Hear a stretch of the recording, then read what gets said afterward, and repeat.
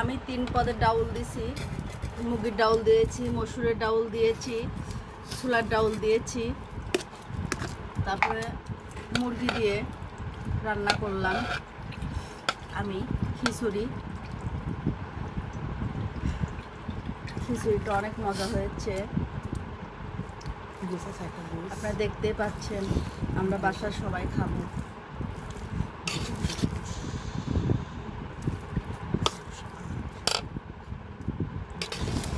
আপনারা দেখতে পাচ্ছেন ডাউলগুলো আস্তে আস্তে রয়েছে। আমার ছেলে বলছে যে আম্মু ডাউলগুলো যেন আস্তে আস্তে থাকে।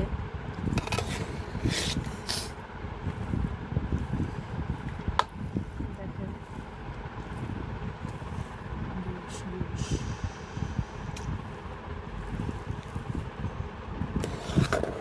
দেখাচ্ছি কত সুন্দর ঝরঝরা হয়েছে।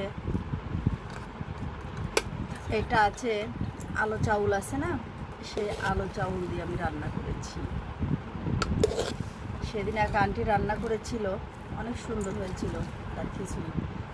এই কারণে আজকে আবার আমি রান্না করলাম।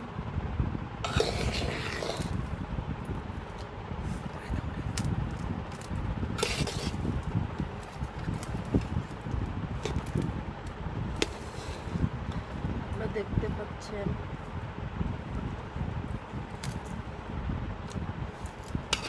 আমি নিচ উপর করে দিচ্ছি। খিচুড়িটা হয়ে গেছে, ঝরঝরা হয়েছে।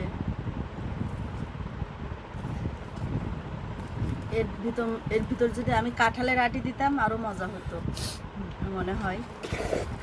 দেখে পরবর্তীতে রান্না করলে আমি কাঁঠালের আটি দিব। খিচুড়ি আসলে আমাদের এখানে বৃষ্টি নামতেছে, তো খিচুড়ি বেশ ভালোই লাগে।